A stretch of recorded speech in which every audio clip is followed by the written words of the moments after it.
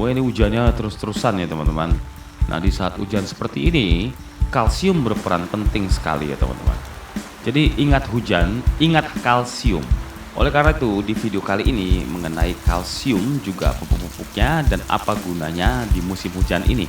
Dan ikuti video ini sampai akhir untuk melihat hasil menggunakan kalsium di musim hujan ini. Jangan lupa klik subscribe dan nyalakan loncengnya sebelum kita mulai.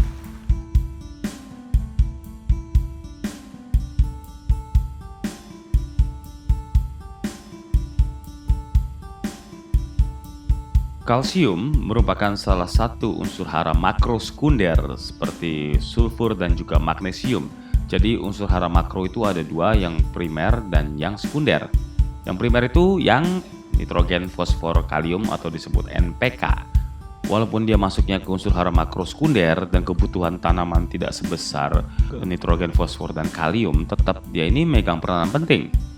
Pada masa vegetatif, dia berfungsi untuk memperkuat dinding sel tanaman dan juga merangsang titik tumbuh pada pucuk daun dan akar. Pada masa generatif, berfungsi untuk mencegah kerontokan pada bunga dan buah.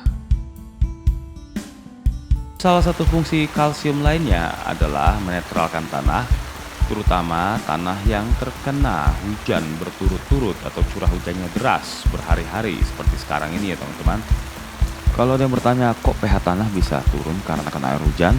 Jadi gini ya teman-teman, air hujan ini sifatnya masam dan juga ya karena mengandung nitrat, dan nitrat ini adalah nitrogen. Jadi kayak di pupuk NPK, nitrogen itu kan ada amonium dan ada yang nitrat. Nah, nitrat ini merupakan nitrogen yang gampang banget diserap oleh tanaman karena reaksinya yang sangat cepat. Mumpung sekarang lagi musim hujan, coba teman-teman perhatikan tanaman yang teman-teman tanam, lihat daun-daunnya.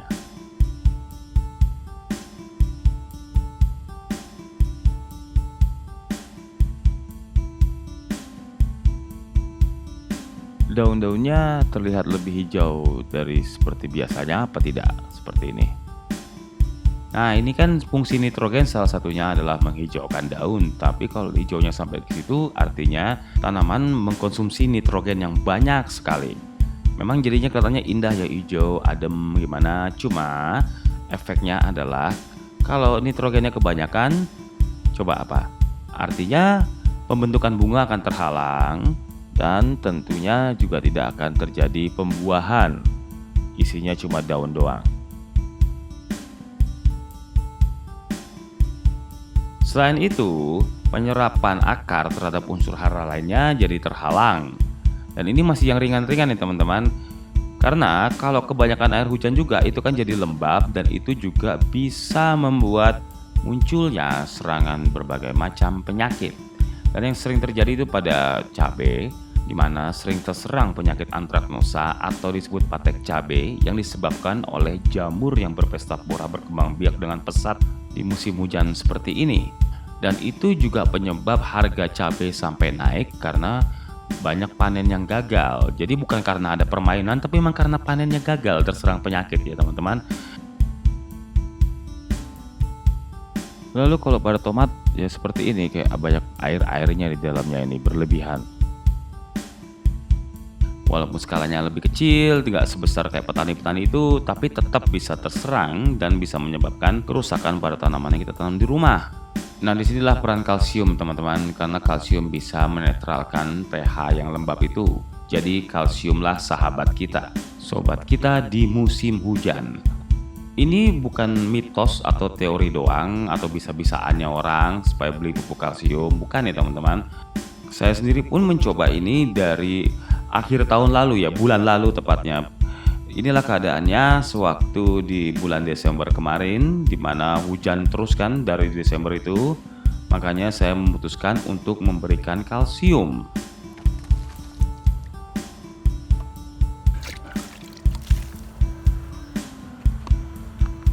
Lalu saya ulangi lagi kira-kira seminggu kemudian.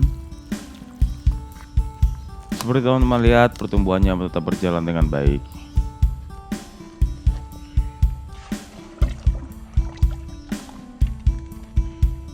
Lalu keadaan sekitar 10 hari kemudian setelah yang satu ini. Oh ya teman-teman, saya hampir lupa, saya mau curhat dikit. Gara-gara hujan ini ada untungnya juga, jadi saya tahu kalau alat pengukur pH saya ini rusak. Nah ini seperti dilihat di sini, ini malah di kiri. Di kiri itu artinya pH-nya di atas 7.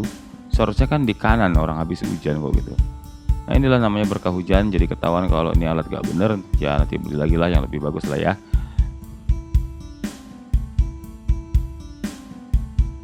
Nah inilah keadaan sekarang, seperti teman-teman lihat sendiri, tetap bertumbuh dengan baik dan tidak ada yang kayak layu-layu.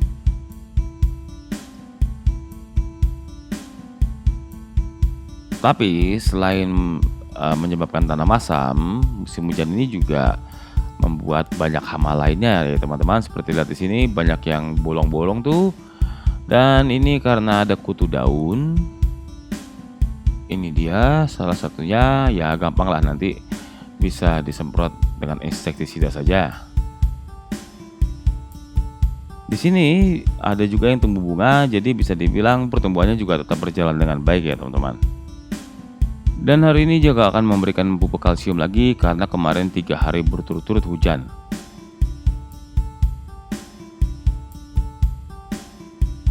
Nah sekarang kita lihat pupuk-pupuknya. Pupuk kalsium tuh banyak banget ya teman-teman, ya merek-mereknya, jenis-jenisnya.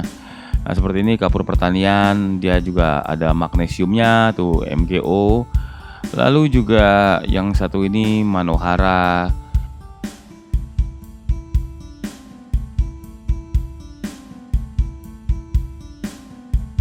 Lalu Top Kalsi.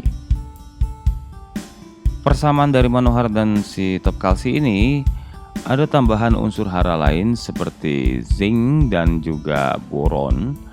Kalau tadi yang Kapur Pertanian ditulisnya hanya ada tambahan magnesium, kalau ini ada bahan-bahan lainnya. Di belakang juga ada dosisnya ya teman-teman. Ini bisa disemprot, artinya bisa dispray, dan juga bisa dikocor. Keduanya ini merupakan jenis pupuk kalsium yang berbentuk tepung.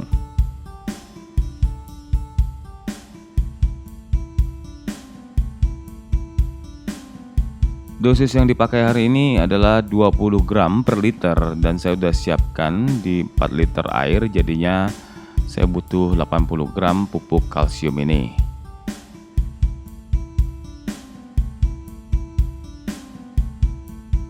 Pemberiannya akan saya lakukan dengan cara dikocor seperti sebelumnya, tidak akan dispray. Walaupun ini bisa, tapi saya mikirnya kalau dispray itu nanti susah bersihin botolnya. Oh ya juga jangan lupa menggunakan sarung tangan, kalau nggak ada juga bisa pakai plastik kayak gini. Sesuai dengan anjurannya, jangan terlalu lama terkena di kulit.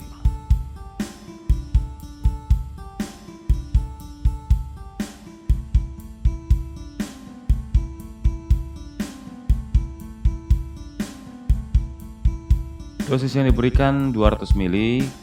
Kalau tidak punya gelas ukuran bisa menggunakan itu air mineral gelas. 1 cup full itu sama dengan 200 ml.